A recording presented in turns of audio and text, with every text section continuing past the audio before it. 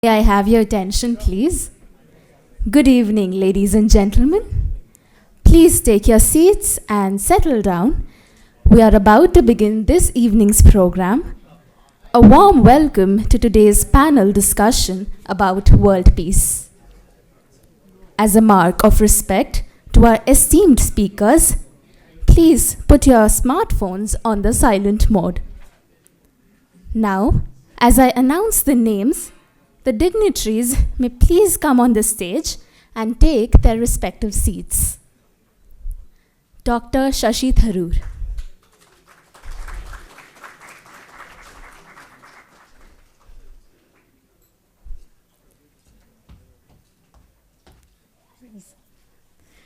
Ambassador Shyam Saran.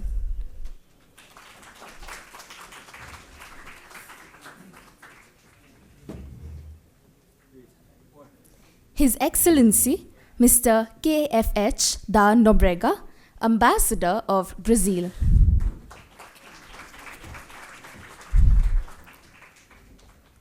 His Excellency, Professor Anil Suklal, High Commissioner of South Africa.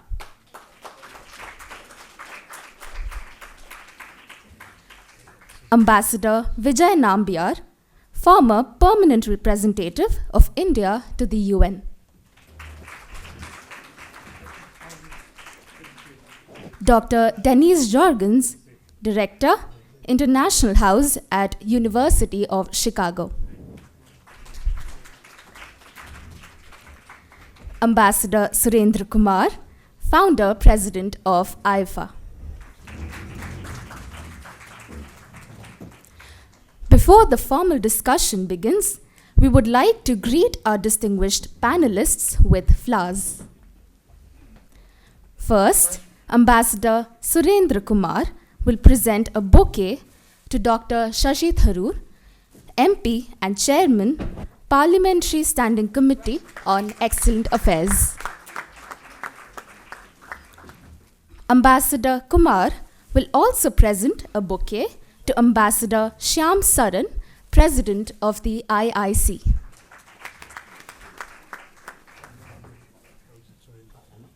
I will now invite Dr. Denise Jorgens, Director of the International House, to present a bouquet to His Excellency, Ambassador of Brazil, KFH da Nóbrega.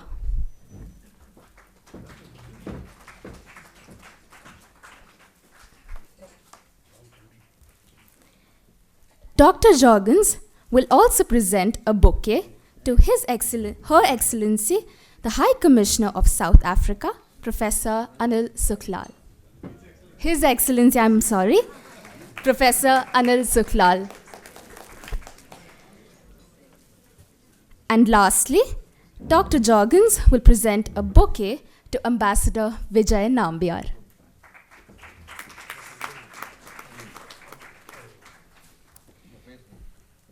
Now, I would call upon Dr. Denise Jorgens to greet the guests and tell us about the International House Association.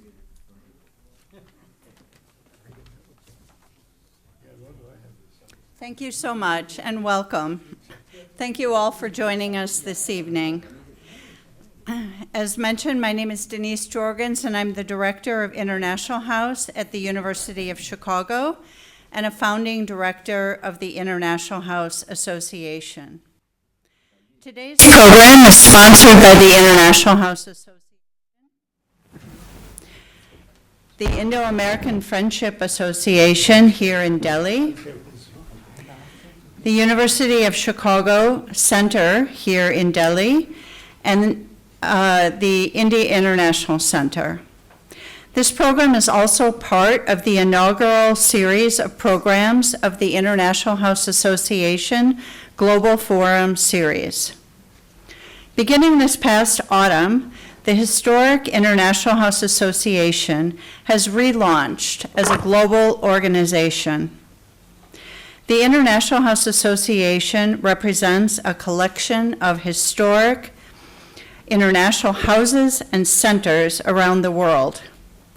Our mission is to carry forward the visionary legacy of our founders John D. Rockefeller Jr., Harry and Florence Edmonds, and others by fostering a global community committed to peace building, cultural exchange, and intellectual collaboration.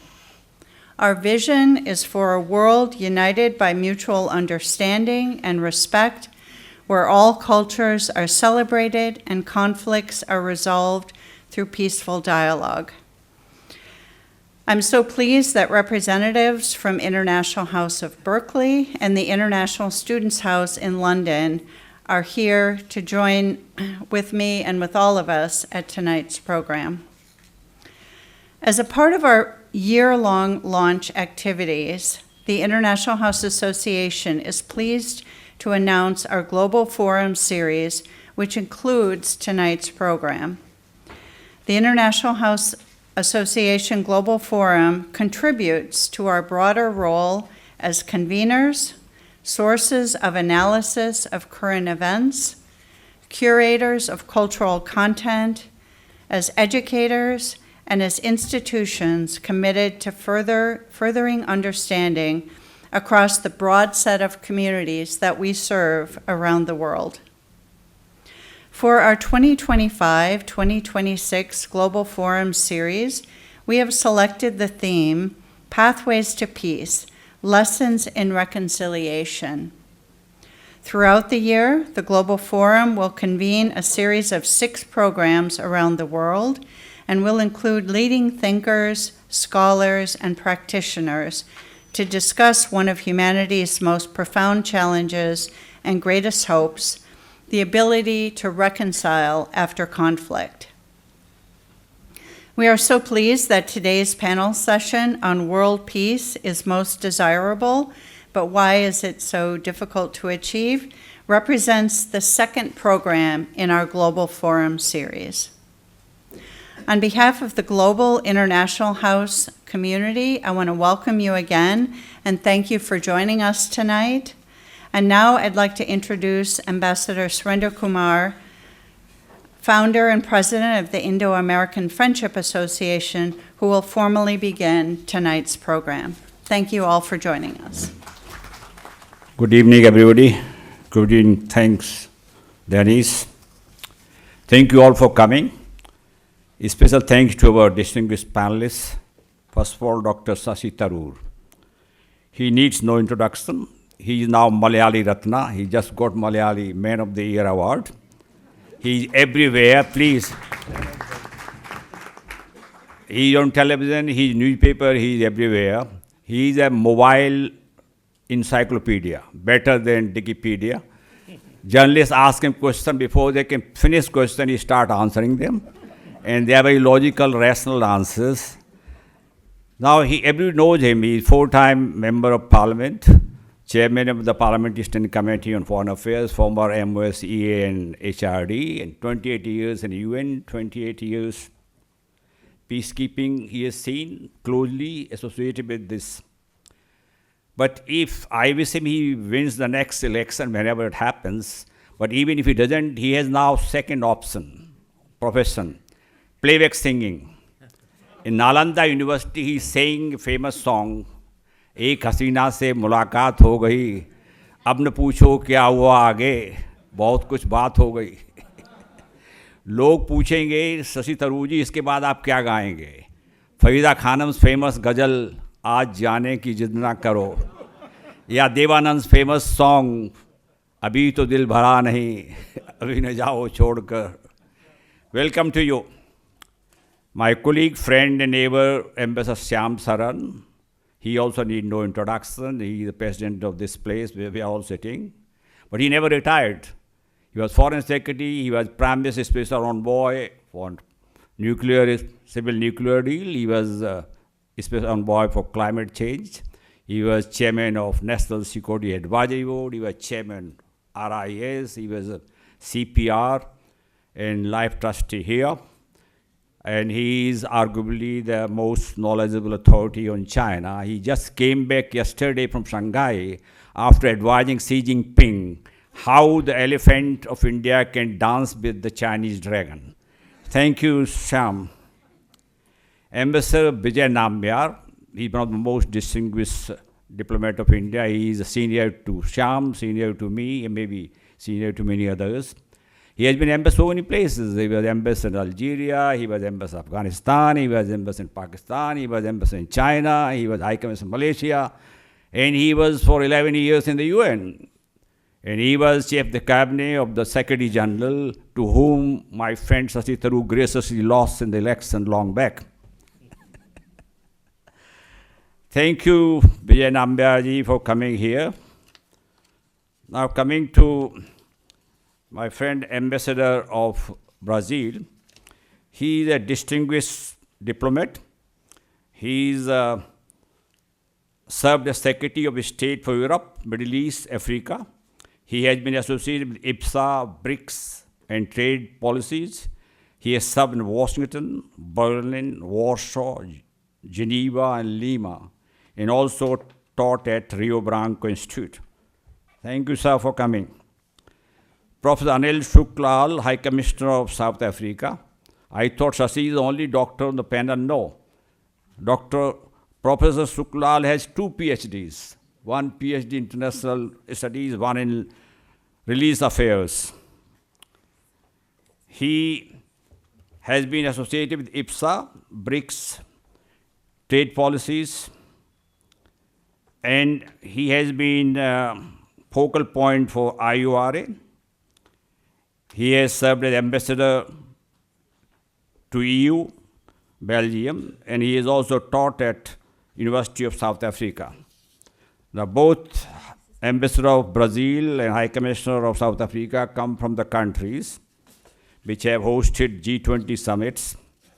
And now, President Donald Trump is deeply in love with both of them and keeps on sending messages which may not be lost. Now, you don't have rocket scientists to know why we have to discuss this subject. You just open television channel, read newspaper, and you read news, 50 killed, 100 killed, 1,000 killed.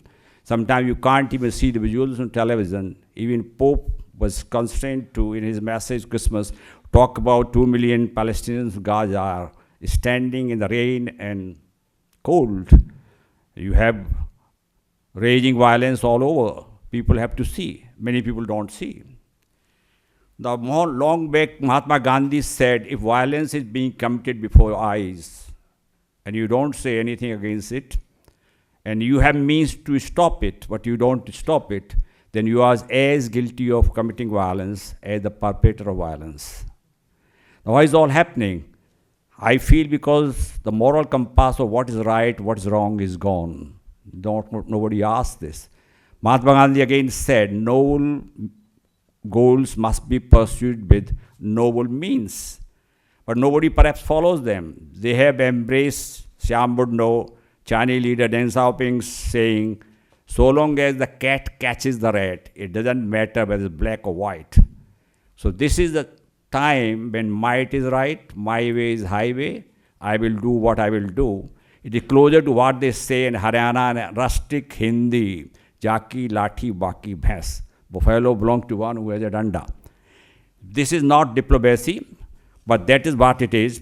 And many countries don't really say. Silence is what encourages many people to do what they can get away with this, because silence encourages the persons who may be violating all norms of normal relations. Mahatma Gandhi laid down 7 sins long back, and which were, he said, wealth without work, pleasure without conscience, knowledge without character, commerce without morality, science without humility, worship without sacrifice, and politics without principle. This is the last one which is happening everywhere. More than 1,000 years before the birth of Jesus Christ, or from today, our Vedic seers in Ayurveda, in Upanishads, they were talking about Shanti, Shanti, Shanti. Peace on earth, peace on sea, peace on the sky, peace everywhere. We talk about 3 times peace, peace, physical, mental.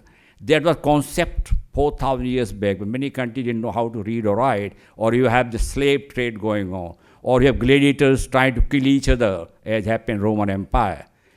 More than 600 years before Jesus Christ was born, Lord Buddha said, violence, non-violence is the best policy. Ahimsa paramo dharma. People don't realize. Our whole concept of Vasudhaiva Kutumbakam of India talks about the whole world as a family.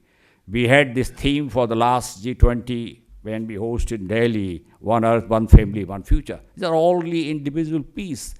But peace has to be worked for, and there is no global leader with moral authority which can give a message people listen to.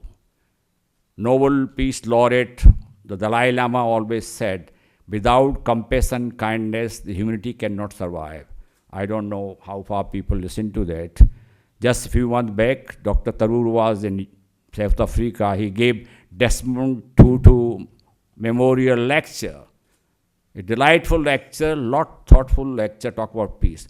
So ladies and gentlemen, we have very knowledgeable and erudite panelists, and they will do justice to the subject. I now hand over the proceeding for the chairman of this evening, Dr. Shashi Tharoor. Over to you, Shashi. Thank you.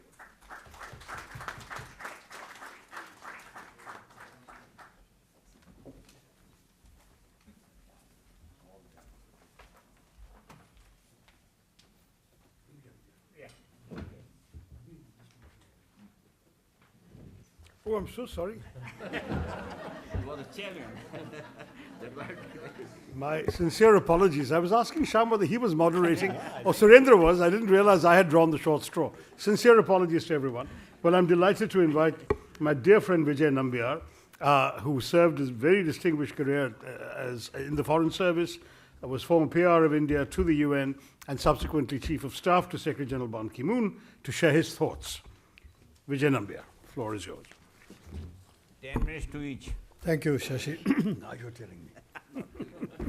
First of all, I must thank Ambassador Surendra Kumar, distinguished commentator, diplomatic impresario, talk shopist, and I'd also like to thank today's hosts, the IHA, IAFA, the UC Center, the University of Chicago Center, and the IIC, for inviting me to speak this evening.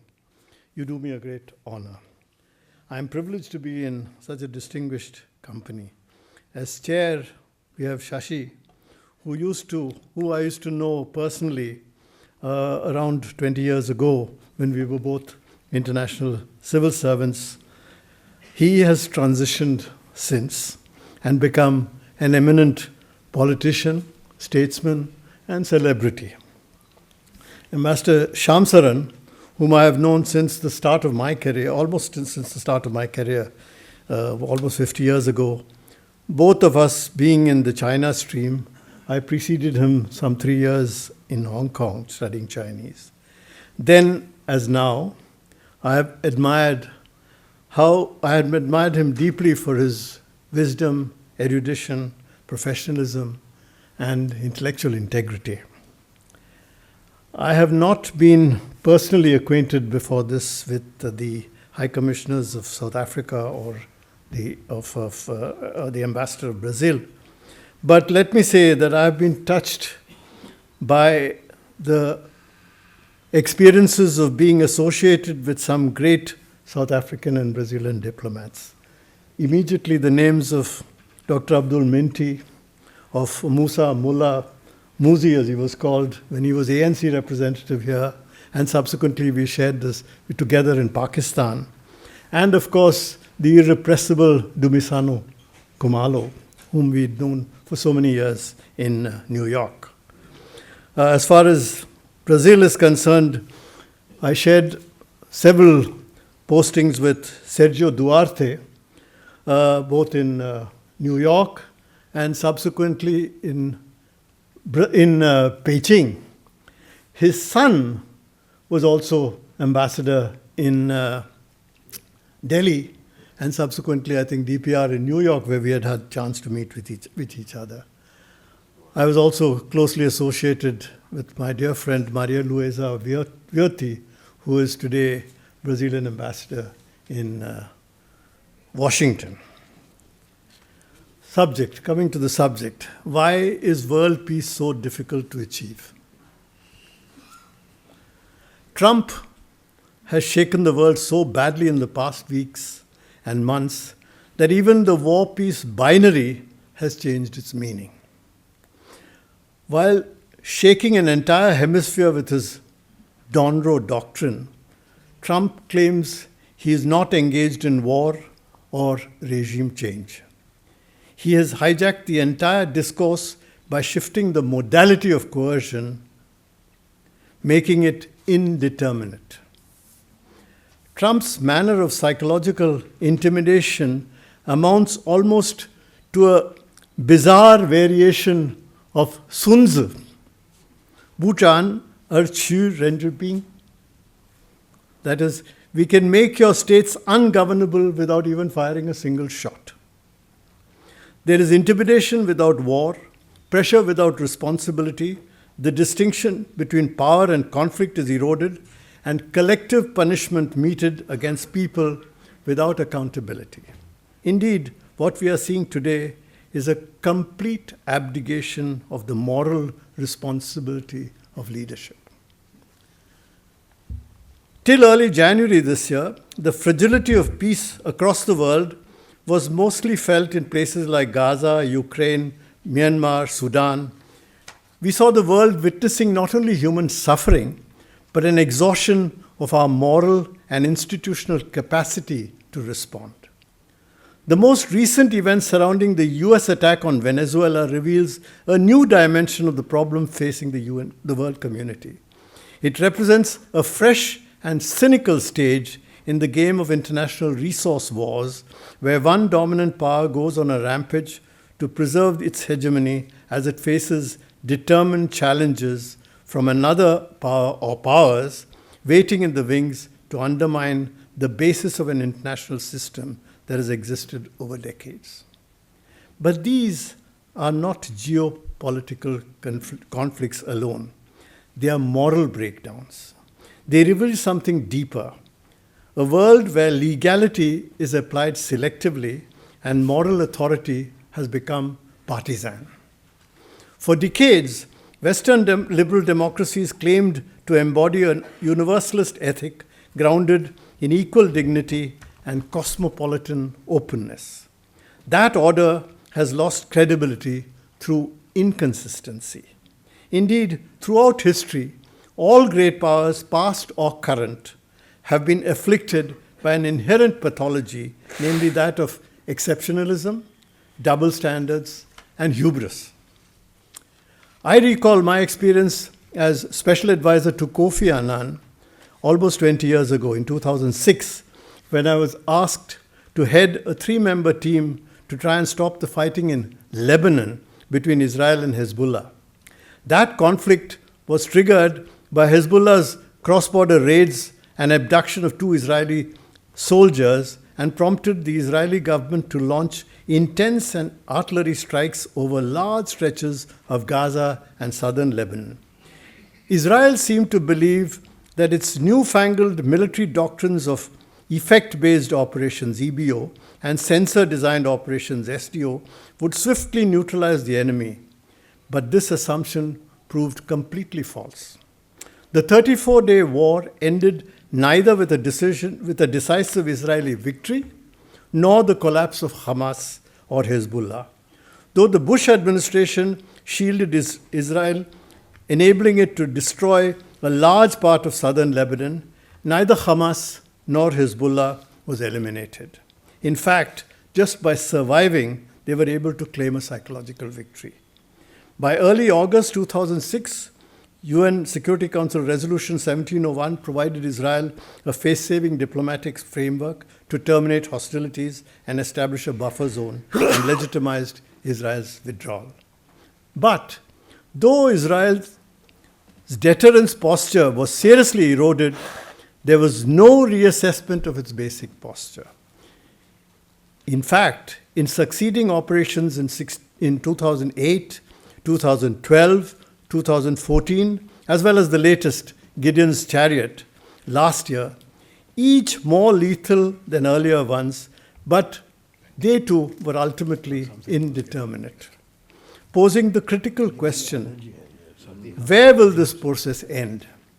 Will it have to mean the utter decimation of the Palestinian people? A similar pattern was repeating itself in other theaters, Sudan and South Sudan, Myanmar, and even in the Ukraine, where each apparent hiatus in violence appeared to be a preparation for a more brutal and horrendous new assault. The US action in Venezuela has added one more nail in the coffin of the Western liberal world order. It has also caused deep fissures within the Western alliance system, with US hegemony being viewed more as a burden than a benefit, economically irrational and militarily counterproductive. As the US alliance partners, both in the West and the East, reach the threshold of their own tolerance and credibility, they might begin to consider incremental autonomy and selective diversification of partnerships. As more and more countries move towards growing economic ties with China and waning strategic dependence on the West, its share of economic arrangements also begins, that is, the West's share of economic arrangements also begins to wane, carrying currency implications, including potential moves in alternate payment systems away from the dollar. As such moves towards multipolarity in Asia and the global South strengthen, the world order begins to change. Meanwhile, with international global migration flows driven by war, climate pressures, and global inequalities, Western societies are confronting a paradox at the heart of their own model. Migration did not cause these tensions, but it has exposed them.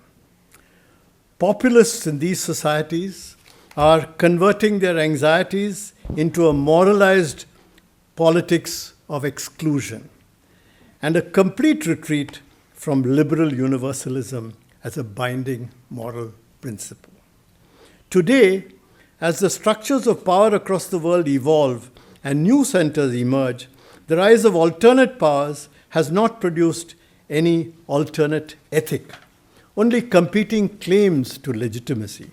The world today faces a dangerous vacuum, where institutions weaken, norms are instrumentalized, and civilians become expendable in wars of identity, resources, and narrative. Neither utopian idealism nor cynical realpolitik offers a path forward. Let us be clear, institutions alone cannot sustain peace without moral depth. To recover that depth in the current global context, I feel it may be useful for us to recall three great moral traditions.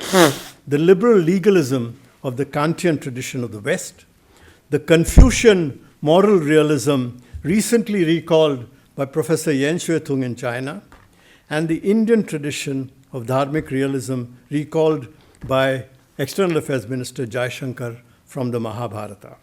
Without doubt, there are other traditions that may be equally relevant. One might recall the Quranic tradition, those of the Talmud, or of the Eastern Church. It makes no difference. What matters are the principles. From Kant, we learn that law disciplines power, transparent institutions and rule-based governance make predictability possible. From the Confucian tradition, we learn that virtue legitimizes authority. Power that is not trusted cannot endure. What Professor Yan Xuetung called humane authority, Wang Do Tao, turns moral credibility into strategic strength. From the Mahabharata and Vyasa, we learn that restraint defines justice. Dharma is contextual and introspective. It seeks rulers to act rightly even when the right is unclear. To these, we must add a fourth tradition emanating from Africa's diverse tradition, relational personhood, Ubuntu, Ujamaa, Harambee. The individuals existing through community, legitimacy flowing from social responsibility, moralized authority where leaders rule not by coercion alone, but by moral standing. consensus, and stewardship, and the emphasis on reconciliation, balance, and repair over abstract legalism. Today, these traditions are being hollowed out by their own so-called guardians from both West and East. But if the world is to step back from an unthinkable global catastrophe, it must recover this moral high ground. Together, we must provide it a new composite moral imperative, where law gives structure, virtue gives legitimacy, dharma gives conscience, Ubuntu provides balance and harmony. Meanwhile, how do we deal with the real world of today? We will need to build a framework of what I call managed coexistence, by at least redesigning existing institutions like the UN to make unilateralism more difficult, coalitions less arbitrary, and restraint easier to operationalize. Such a framework must rest on 5 interlocking layers. 1, a humanitarian layer, where life is protected first, ceasefires are monitored by neutral actors, and humanitarian corridors, etc. are provided. 2, a security layer to provide demilitarization through credible guarantees verified by neutral peacekeepers. 3, a political layer that provides sequenced political solutions, relief first, then negotiations and institutional normalization. 4, an accountability layer which looks at justice that is real, somewhat like the South African Truth Commissions. And 5, a reconstruction layer where economic recovery is helped, creating the social basis for peace. Together, these layers must turn peace from a dream into a discipline. How do we apply it? In Gaza, this will mean a verifiable ceasefire, humanitarian relief, and reconstruction that binds Israel, Palestine, and the region in mutual dependency, not perpetual revenge. In Ukraine, it will mean defending sovereignty while recognizing that humiliation alone cannot be the foundation of security. It means arms ceilings, buffer zones, and verified de-escalation backed by guarantees. In Venezuela, however fractured the legitimacy of the previous regime may have been, no regime change must be tolerated, and the people of that country must be enabled to express their consent without fear, sanctions-induced scarcity, or external coercion. In Myanmar, it means recognizing that no single actor holds national legitimacy. Diplomacy must reflect fragmented authority. And this means engaging with the ethnic armed groups and civil society networks, supporting decentralized government models, and building coalitions around humanitarian access. In Sudan and South Sudan, it means ensuring that civilians are protected, civilian populations are protected, and shifting away from externally supported warring factions and elite predation, as well as resource diversion. History tells us that peace imposed by outside powers seldom lasts. Lasting stability requires local leadership exercised with moral authority. Such leadership demands restraint, empathy, patience, and the ability to build trust. Trump's recent withdrawal from 31 UN and 35 non-UN international organizations will weaken collective action and create temporary gaps in the UN for the short term. But our response must not be to join him in abandoning multilateral bodies, but rather to persist, reaffirm, reform, and modernize them so that they can deal more meaningfully with issues. During the open debate of the UN Security Council last month on the UN's future leadership, former Secretary General Ban Ki-moon traced the current crisis in the United Nations to multiple causes, but most egregiously to the Security Council's failure to function properly. He underlined that true leadership for peace must fundamentally involve reform and reinvigoration of the way the Council operates. Incidentally, Korea used to belong to the alliance for, yes, 1 minute more. Without concrete reform that would curb the arbitrary use or misuse of the veto power, UN reform will not help, and the UN sense of helplessness will not be overcome. In the most recent biography of the former Secretary General U Thant, written by his grandson, there is also a reference to the moral force in the world being with the UN. I won't quote them, but they are in the concluding paragraphs. I think you will find them if you read the book. Let me conclude by underlining that whether we speak of the Western ideal of perpetual peace, a Chinese model of a community of common destiny, or an Indian Vasudhaiva Kutumbakam, the future of world order will not be decided by who dominates, but by who leads with conscience. Above all, what we need is a restoration of credibility, a credible law that restrains, credible virtue that inspires, and a credible dharma that moderates. Thank you. Thank you, Vijay.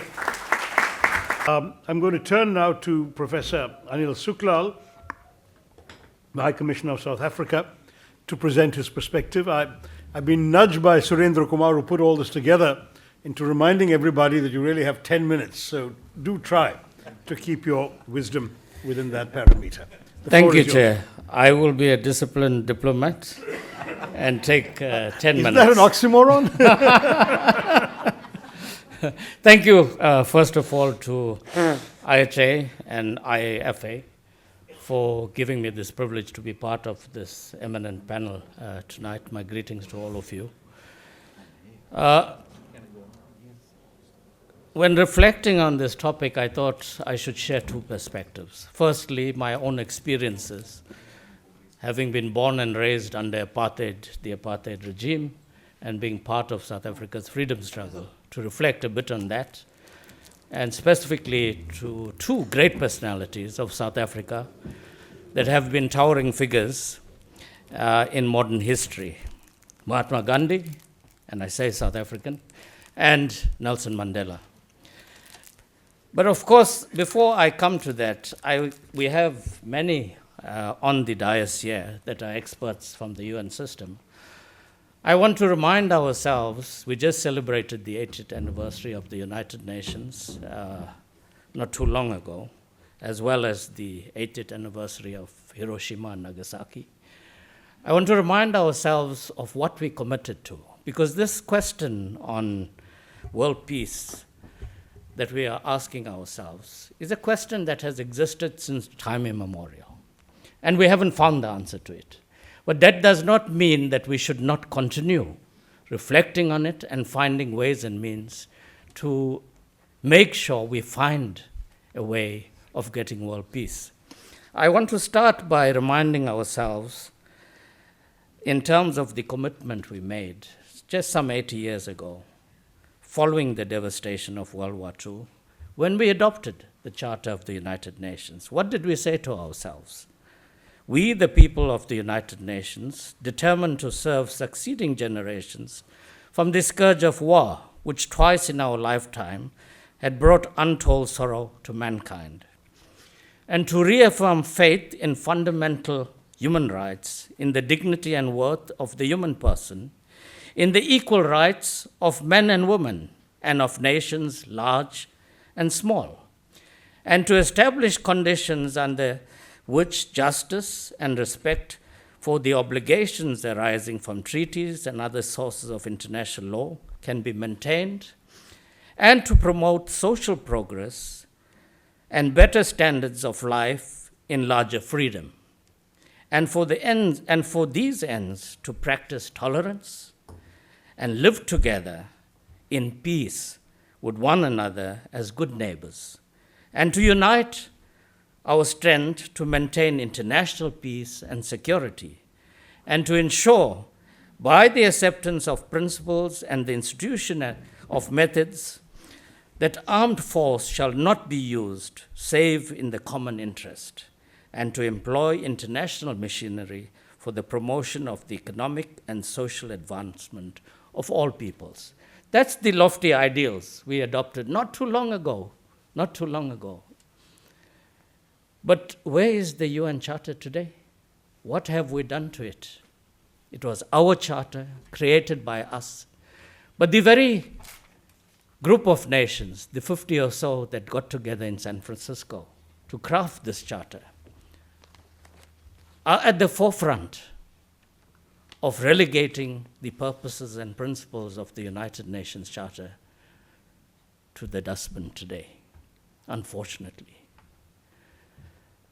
That's at the global level. Now, let's go back. I want to share some of my perspectives, personal perspectives, of having lived under a very brutal regime based on racial discrimination and where a minority group ruled the majority on the basis of color. And it was in this environment that Gandhi found himself when he went to South Africa in 1893 as a young barrister. Not to get involved in South Africa's freedom struggle, but to represent a client in a commercial venture. But it was this experience of Gandhi was to spend 21 years in South Africa. This young barrister, quite pompous, very smartly dressed, and not quite au fait with the environment he found himself in. And it was the events in South Africa that was to transform the barrister into what later became the Mahatma. It was the events in South Africa wherein he crafted his philosophy of ahimsa and satyagraha. The questions I always ask to my fellow Indians here is, what if Gandhi never went to South Africa? What would have been the fate of South Africa and your own fate? Because as much as South Africa transformed Gandhi, Gandhi also transformed South Africa. Because the first political party founded on the African continent, not in South Africa, on the African continent, was the Natal Indian Congress a year after Gandhi arrived. And the impact that Gandhi had on our freedom struggle was there and even acknowledged by President Mandela. Much later, when he drew inspiration from Gandhi, as did Martin Luther King in the civil rights movement. So we experience in South Africa firsthand just how elusive peace is. But we were very fortunate also in having apostles of peace, starting with figures like Gandhi and later many others, including Nelson Mandela and many others, that led our freedom struggle, like you had the experience in your own freedom struggle, yeah. They were dedicated first and foremost to peace. Even though Mandela at some stage was a kingpin in launching the military wing of the ANC, much later he realized and acknowledged that it is not through violence, it is not through war that you'll achieve peace. And South Africa is a good example of what is possible. The divide between the apartheid regime and the liberation movement was so vast. I never thought that in my lifetime I would see a united democratic South Africa, just because how dark those days were. But because we had shining lights like Mandela and others that dedicated their life selflessly to establishing peace and harmony between the nations, that we were eventually able to transform from a very divided South Africa into a democratic regime led by Nelson Mandela and his fellow comrades. So it shows what is possible. So before we even reflect on this question of global peace, because as Martin Luther King said in a famous lecture he gave outside the United Nations in 1967, there can be no peace without justice, nor can there be justice without peace. They both go hand in hand. But it was the selflessness of figures like Mandela, Gandhi, Tutu, and a whole array of your freedom fighters, Subhash Chandra Bose and others, that sacrificed their life for the betterment of humanity as a whole.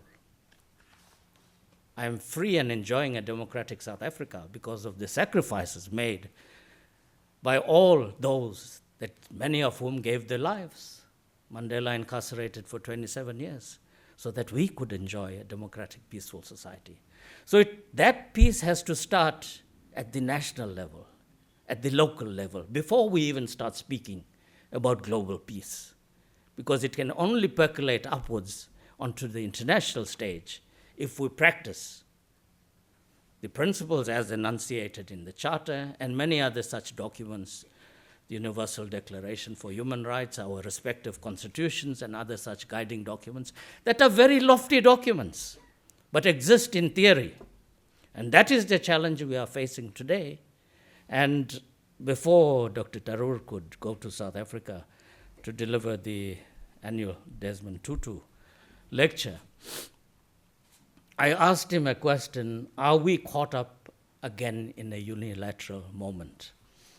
And he said yes, and then again he said yes and no.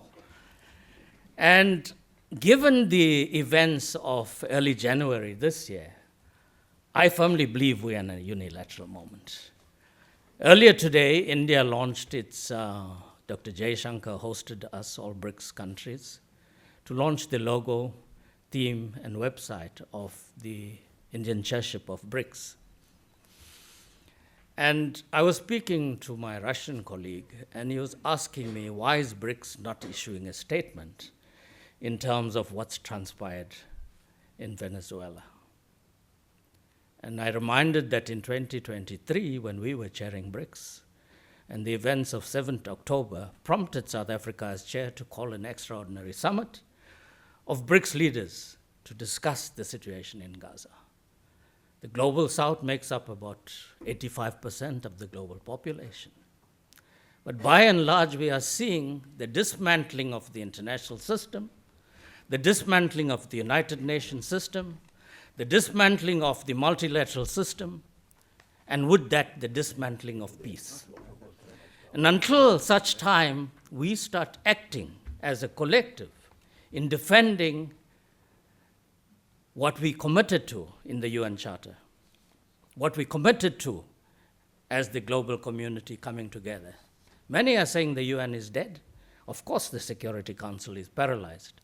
But what alternative do we have but to preserve that instrument that has kept us together? Yes, we have had conflicts throughout these past 80 years, and it continues. But by and large, we've had a global system that has functioned. And I think the challenge is, as we reflect on peace, and I was very fortunate in South Africa, with Archbishop Desmond Tutu, we created the World Conference on Religion and Peace as a front to bring all religious communities to fight for peace and justice. The liberation movements were banned. Archbishop Tutu headed that process, and I was the first Secretary General of that. It was our commitment to create a South Africa where peace was undermined and the apartheid regime was undermined by the major powers, which sustained and kept the apartheid regime sustained for selfish reasons. So until we start examining our own contributions, starting at the individual level, at the national and regional level, you cannot just expect global peace. And I think these are some of the challenges all of us bear, as individuals, as societies, as cultures, as nations, and as members of this one human family. How do we work collectively in turning around what is a very dangerous situation that we find ourselves in? Thank you for giving me this opportunity. Thank you very much, Professor Suklal, and you've given us a lot of food for thought, especially for the old UN hands here. Let me turn now to Kenneth Haczynski da Nobrega, the ambassador of Brazil, to offer his views on why peace is so elusive.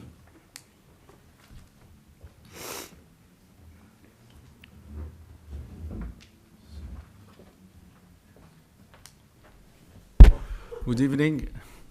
First of all, I'd like to thank the International House Association and IAFA for this invitation, indeed a very honoring invitation for me.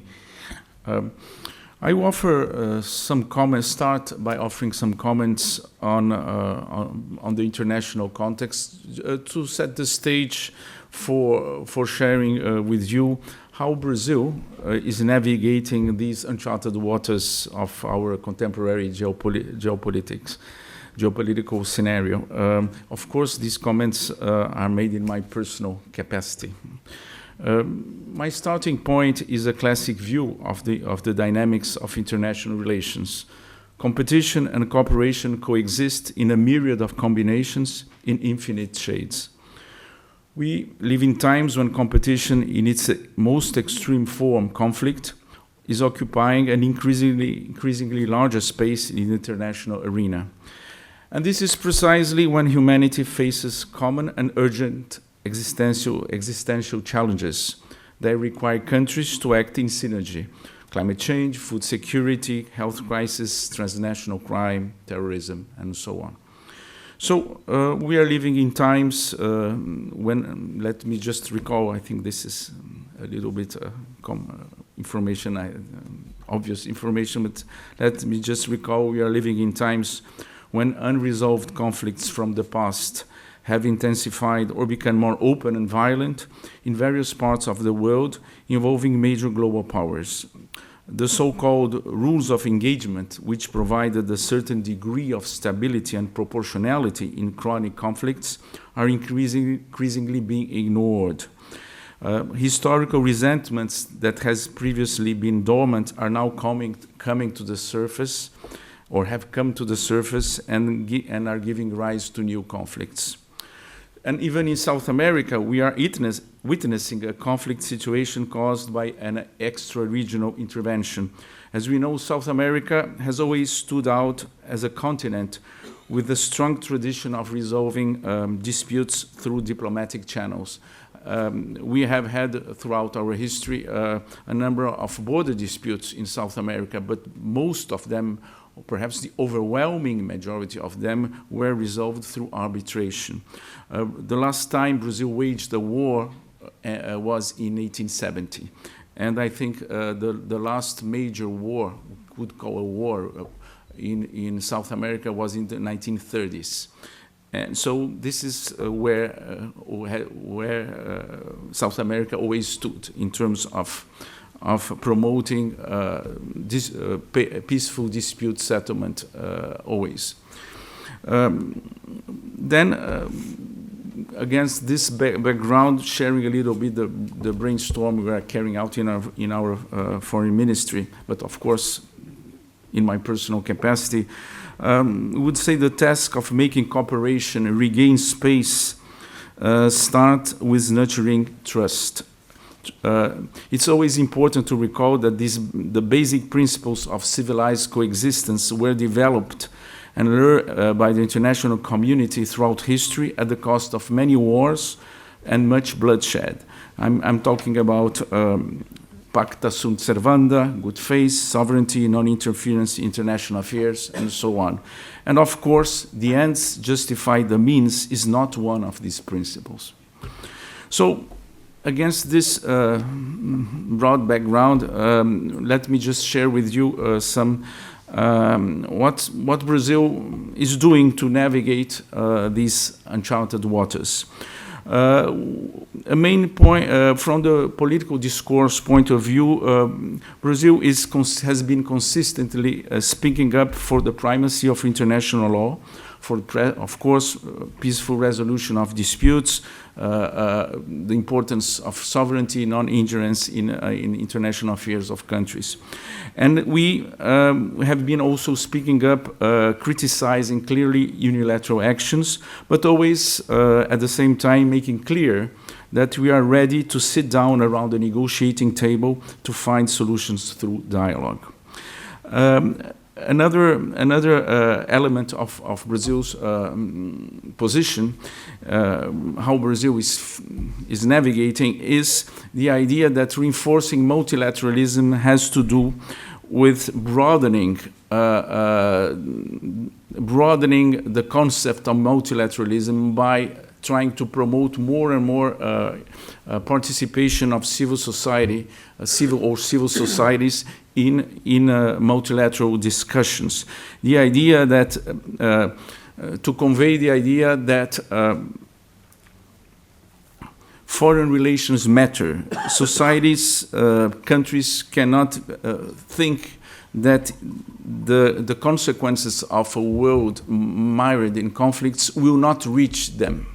They are not, that at the end of the day, they cannot be really insulated from the consequences of a world where conflict is a method of finding solutions to conflicts, to differences. So an example in this respect was how Brazil organized COP30. We had, of course, no illusions that in the prevailing geopolitical context we could make miracles in terms of breakthroughs in COP30, but we saw a record participation of representatives of state and municipal governments, of civil society organizations, and we fostered discussions among civil society and state level governments and organizations, so that they could exchange ideas and share ideas on how to overcome the challenges of mitigation, of adaptation to climate change. And also we saw a record participation of business sectors from various countries, and whose governments did not always demonstrate a very big engagement in international negotiations, as we know. So the idea has been of harnessing the contributions of civil society as a force for good, appealing to the common sense of human beings. The bottom line is appealing to the common sense of human beings. So in short, the idea of bringing more actors to the multilateral process as a way to counterbalance what I would say centrifugal forces with centripetal forces. This basically was the underlying idea of Brazil when trying to make COP30 an example of reinforcement of multilateralism in the current geopolitical environment. Another diplomatic action Brazil is trying to promote is proposed coalitions of the willing to address specific common challenge. For example, the Task Force Against Poverty. We have been seeing, since Brazil launched this initiative, we have been seeing a record number of civil society organizations and also of governments adhering to the initiative. So, in conclusion, Brazil is trying to, in the realm of political discourse, clearly speaking up against unilateralism and speaking up for international law and for the principles of civilized coexistence among countries.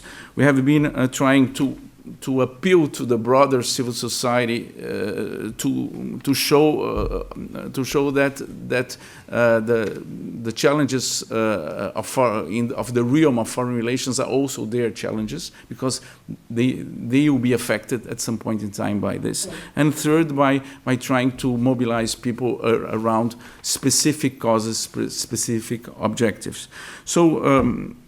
I think Brazil, being a country which has no historical geopolitical liabilities with its neighbors, or even with some geographically distant countries, we base this our diplomatic experience and the way Brazil has developed as a kind of international citizen, a country. As the country would be a citizen in the world of international relations, we have been showing that we have consistently stood for the principles of international law and diplomatic method for settling disputes, and we always have been a bridge builder, and I think we remain we intend to remain a bridge builder even in this very challenging geopolitical scenario we are facing these days. Thank you very much. Thank you, Kenneth Achinsky. And now I will turn to Ambassador Shyam Saran, our former Foreign Secretary and the President of this august body, the IIC, to share his thoughts.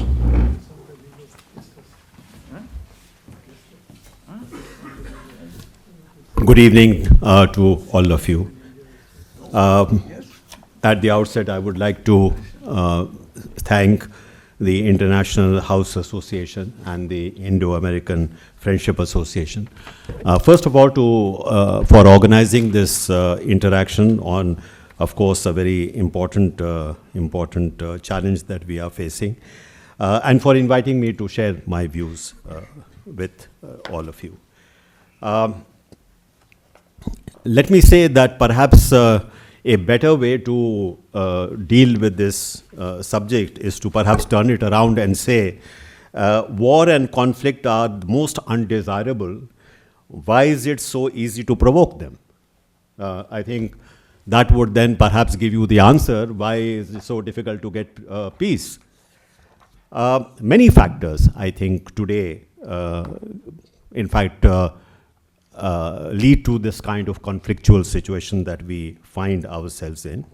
One is that, frankly, with the kind of technology that now pervades our lives, the spread of hate has become the ideal business case.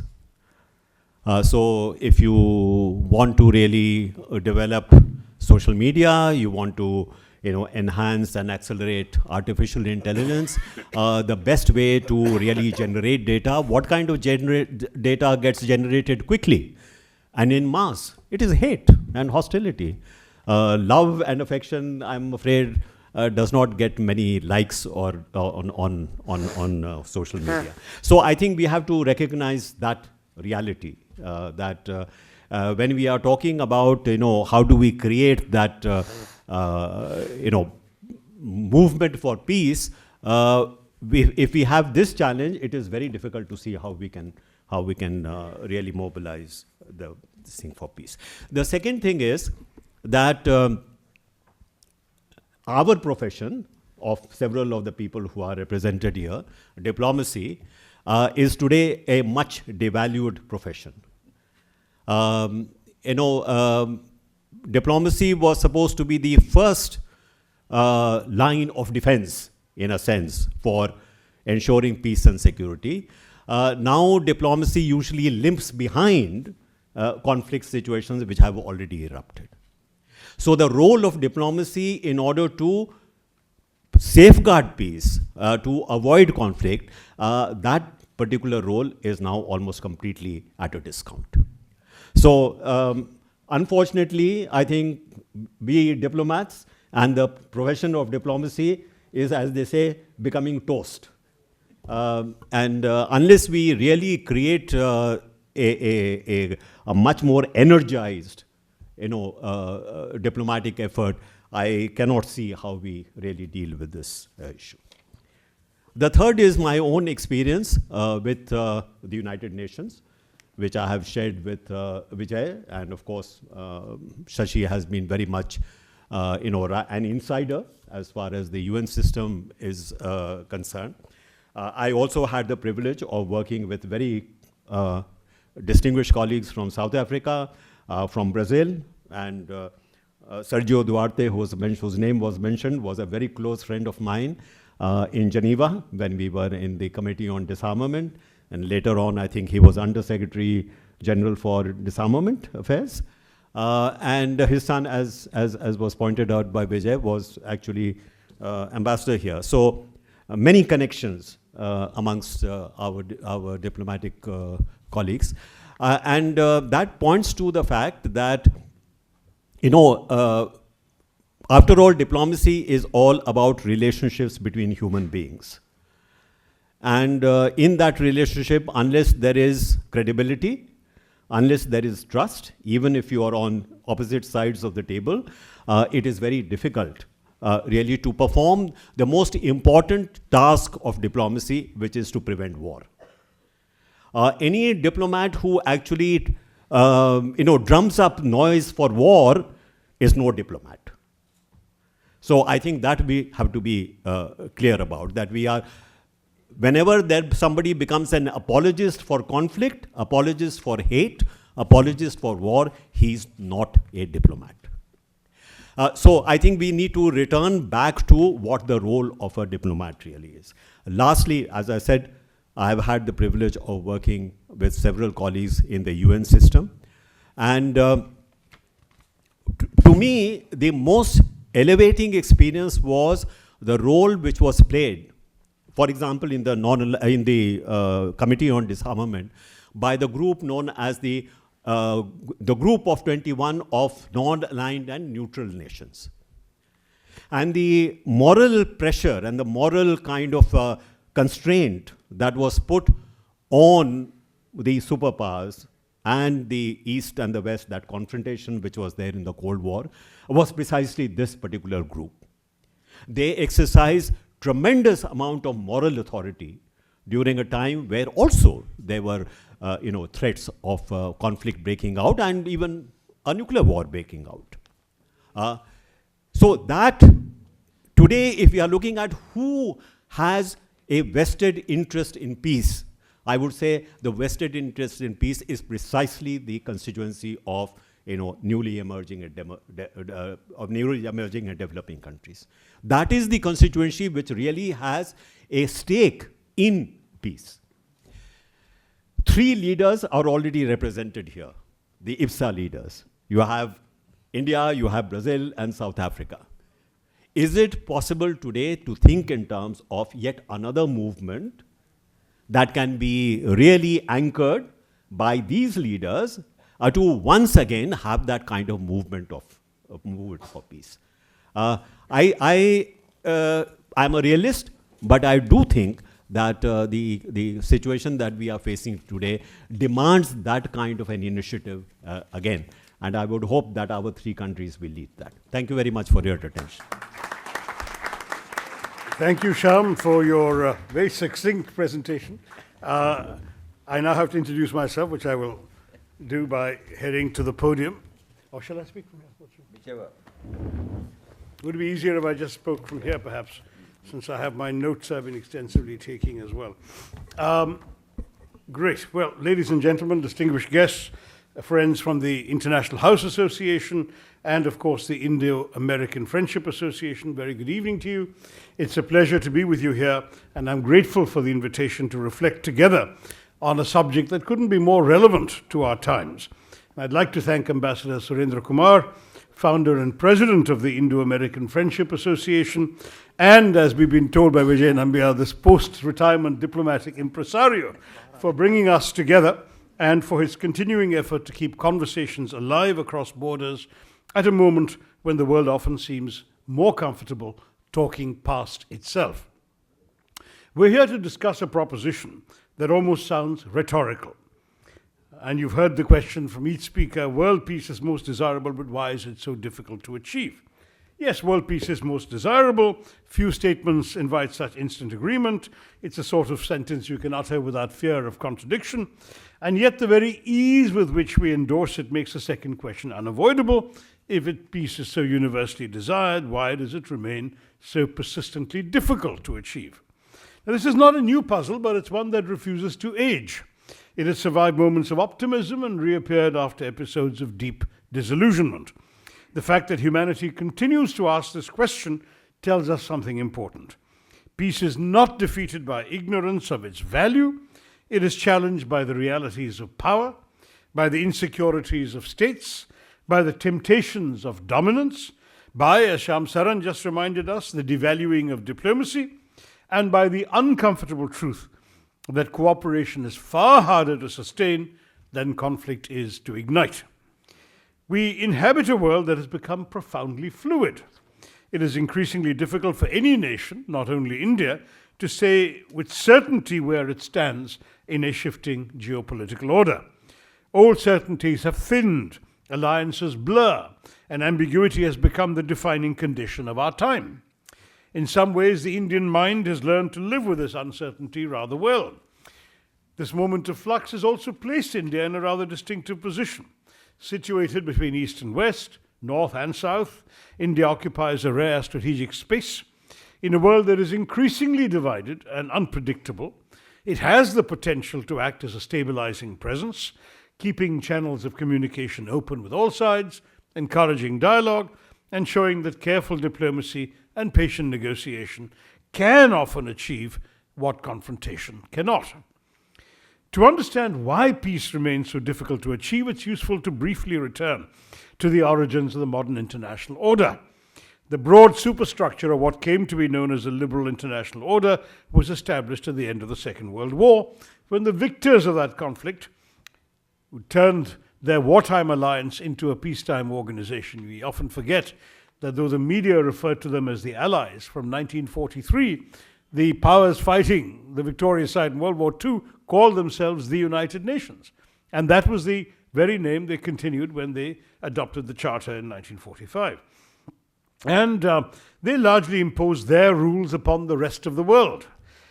The United Nations, as Professor Anil Suklal so eloquently reminded us, was designed as the framework under which this order would function. In many ways, it succeeded. We avoided the Third World War, no small achievement given the devastation of the first two. A certain degree of global peace was secured. The world was not entirely at peace, of course, but many conflicts were pushed to the margins, often played out in regions far from the centers of power. The central global system, divided between two superpowers, nonetheless remained largely stable. Global coexistence rested on shared principles and values.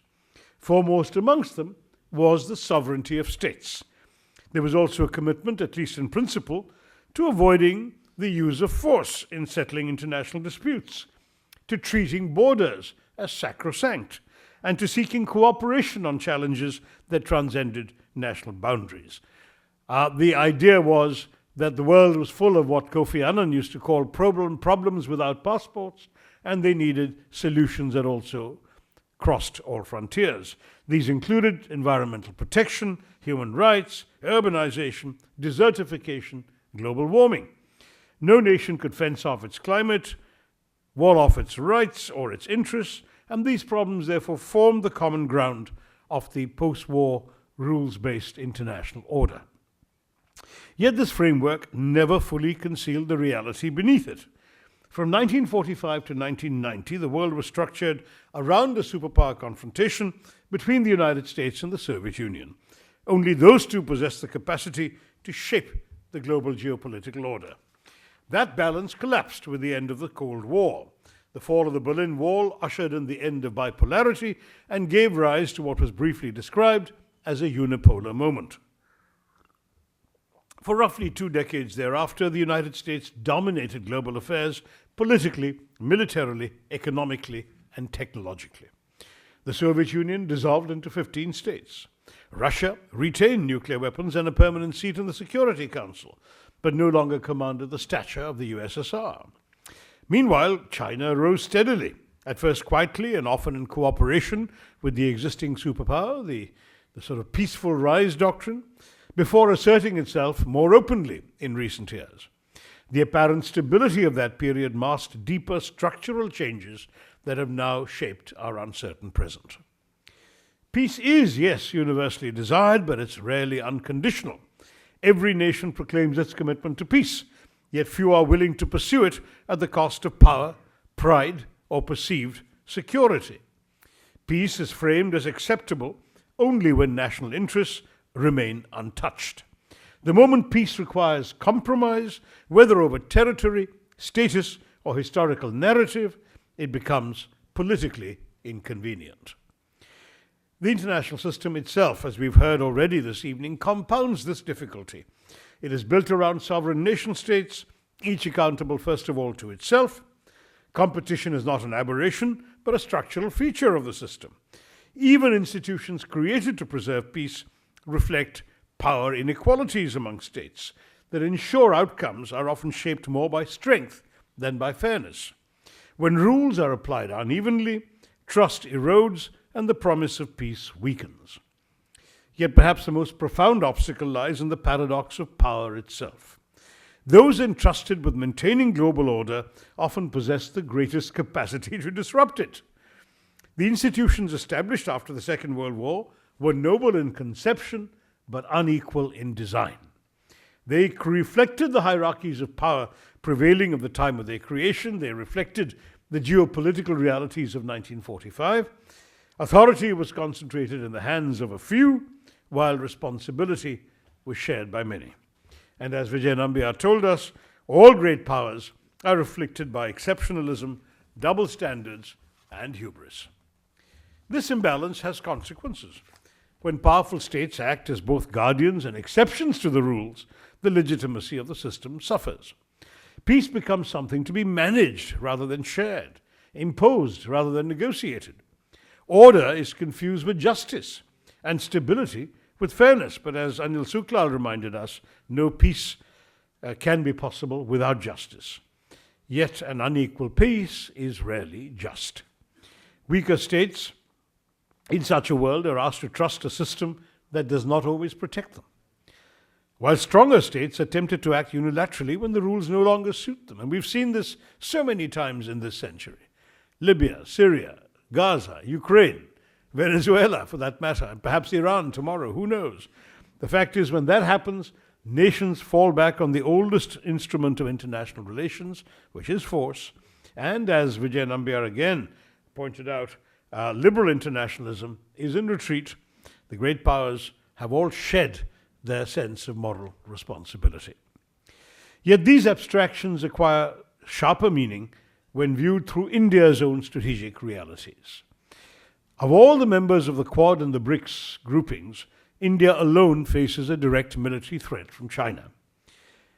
Lofty discussions about global peace and institutional reform cannot serve as a substitute for safeguarding territorial integrity and the security of our own population. India cannot afford to allow high-minded rhetoric to provide cover for an unfriendly neighbor to alter facts on the ground across the border. We must therefore pursue a careful balance. India must engage economically with China where necessary, while simultaneously strengthening military deterrence to prevent irresponsible adventures.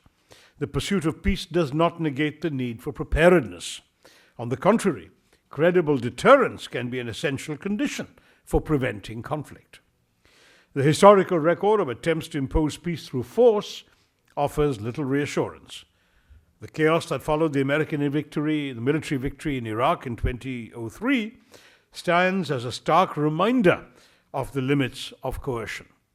In fact, it was a reminder of Talleyrand's famous crack, that there's a limit to the use of the bayonet, because the one thing you can't do with a bayonet is to sit on it. And so when the Americans tried to sit on Iraq, it turned out to be very painful. So the fact is that war produces casualties, often far outnumbering its intended beneficiaries. Once conflict begins, the logic of peace collapses, and the dynamics of violence make reconciliation increasingly unlikely, a reality underscored by all the ongoing conflicts we've all referred to around the world. Institutions may possess statutes and mandates, and Anil Suklal read out a large chunk of the preamble of the UN Charter. So the statutes there, the mandates there, the aspirations are there, the Charter might be there, but without political will, their authority remains largely aspirational. When powerful states ignore international law or apply it selectively, institutions lose credibility. Peace cannot be enforced by rules alone. It requires good faith, and good faith is sadly in short supply. Yet despite all this, the desire for peace has not vanished. History, that indefatigable saboteur of good intentions, continues to complicate the present. Grievances are inherited more reliably than wisdom. Old wars cast long shadows, and unresolved injustices continue to poison relations between states. Leaders are asked to negotiate peace while being reminded never to forget past wounds. This contradiction weighs heavily on diplomacy. It's precisely in this context that India's approach of multi-alignment acquires significance. Multi-alignment, a term I'm proud to say I coined 20 years ago when it sank without trace and was deeply disapproved of by the then Indian establishment, is now back in vogue as an expression, and it reflects a determination to engage with multiple centers of power without surrendering strategic autonomy. It is not neutrality, but active engagement. It allows India to protect its interests, contribute to stability, and avoid being drawn into rigid power blocks in a fragmented global order. It's very much like the World Wide Web, the way in which we are all networked in the in the internet-dominated world, where I might be connected to him and he might be connected to her, but she may not be connected to me, and that's ultimately the way in which we can function in a multi-aligned world order. Ambassador Kenneth Haczynski, his reference to coalitions of the willing, suggests that the benefit of minilateral and plurilateral arrangements might also compensate for the inadequacies of global multilateralism. And that is one way of trying to salvage the best out of this situation. The United Nations, of course, remains central to everyone's vision of this global possibility for peace. 80 years ago, in the aftermath of unprecedented destruction, nations came together, after all, to create an institution aimed, again, Anil Suklal reminded us, at preventing future conflict, preventing the scourge of war, promoting human dignity, upholding the rule of law. The UN was not born just of triumph, but also of tragedy, of what had happened in the preceding years. It was not designed as a monument to power, but as a mechanism for peace. Harry Truman's famous speech in San Francisco, when he said we must all, and the US was by far the most powerful country in the world, 50% of global GDP in 1945. And Harry Truman said, we must give up the right to do as we please. A lot of his successors have forgotten that particular sentiment. Now, as someone who served the United Nations for nearly 3 decades, I witnessed both its failures and its achievements. I saw it falter in Rwanda and Srebrenica and rise to the occasion in East Timor and Namibia. I saw bureaucracy and politics constrain its work, yet I also saw its amazing achievements in pushing the envelope of the global system, its persistence in freeing the hungry, sheltering the displaced, giving voice to the voiceless. The UN is not perfect, nor was it ever intended to be, but it remains indispensable. As Dag Hammarskjöld said memorably 70 years ago, the UN was not created to take mankind to heaven, but rather to save humanity from hell. Sometimes the best the UN can do is just prevent things from getting worse. So after 80 years of its existence, the UN stands at a crossroads. The bipolar order of 1945 gave way to American unipolarity, which has now yielded to a fragmented multipolar landscape, and, as Professor Suklal said, perhaps reassertions of unilateralism in this fragmented landscape. New powers have emerged, old alliances are frayed, transnational challenges increasingly defy traditional diplomacy, as Shyam Saran reminded us. The institutions of liberal internationalism are completely under strain, quoting Vijay Nambiar, not only from authoritarian regimes, but also from within the democracies that designed and were meant to uphold the international system. The UN's foundational principles of sovereign equality, peaceful dispute resolution, and collective security are arguably more vital than ever. Yet they're also more contested. The Security Council remains frozen in the power dynamics of 1945. Calls for reform have grown louder, particularly from countries like India, Brazil, and South Africa, all represented on this podium, and also Germany and Japan. I would argue that India's case is compelling as the world's most populous nation, the largest democracy, a major contributor, the largest contributor to UN peacekeeping, and a rising economic power. India could arguably say its conduct reflects the spirit of the UN Charter, and that its exclusion from permanent membership of the Security Council remains a glaring anomaly. But some would also say that seeking permanent membership in a dysfunctional institution whose own permanence might be questionable is itself somewhat problematic. Now, despite its shortcomings, nonetheless, I would say the UN still continues to play a vital role. Its humanitarian agencies deliver life-saving aid. Its peacekeepers provide stability in fragile regions. Its convening power creates space for dialogue and world-relevant issues, even when agreement seems distant. Its declarations and resolutions have shaped global norms on human rights, gender equality, and sustainable development. If the UN is constrained, it is constrained by its members. When powerful states flout international law or misuse veto power, the organization is weakened. When funding is politicized or withheld, its capacity to act is diminished. The UN is not an abstraction. It is a mirror of the world, reflecting its inequalities, divisions, and aspirations. When the US withdraws, as it did last week, from 66 UN agencies and bodies, the organization is not imperiled, but it is undermined. And yet, as Professor Shukla asked, is there an alternative? What is the alternative? This question reminded me of a famous story that used to be told 60 years ago when these same sorts of attacks were made on the UN system by the then Soviet ambassador to the UN, Yakov Malik, who said, you know, when I hear this question, I'm reminded of the story of Adam and Eve in the Garden of Eden, he said. Because Adam finds one day that Eve has become a bit indifferent to him. So Adam says to Eve, Eve, is there someone else? Now you think about that for a minute. If you're asking about the UN and the whole world is becoming indifferent to it, is there anyone else? Is there anything else? It's the only UN we've got to make the best of it. So for all these obstacles, peace remains not merely desirable, but necessary.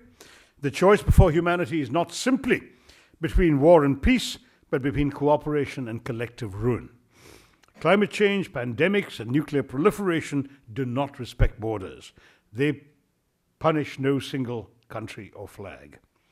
World peace remains elusive because it demands of us virtues that the world too often neglects: imagination, humility, and restraint in a system that rewards, as we've seen in the last few months, that rewards dominance and defiance of these norms. If history is a ledger of our failures, it is also intermittently a testament to our capacity, a capacity for transcendence. It is precisely this tension, the difficulty of the endeavor and the occasional triumphs despite that difficulty, that we confront today in our discussion on why the most desirable world peace is so challenging to achieve.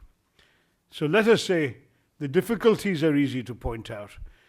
The possibilities exist, are challenging and elusive, but the challenge before us is to make that exception the rule. Thank you all very much for listening to me, and Jai Hind.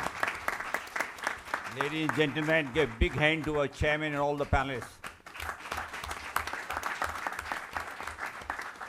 After all these powerful deliberations, there is no time for questions. We are going to next appointment. Thank you very much for coming. I would like to thank IIC. I would like to thank the International House of Chicago, International House Associations, Chicago University Center, and all of you who have come, and above all the panelists, and especially the chairman for this evening, Dr. Shashi Tharoor. Let us work for the UN, strengthen it in spite of all the faults. It is much better, it's much more powerful than just setting the escalator right.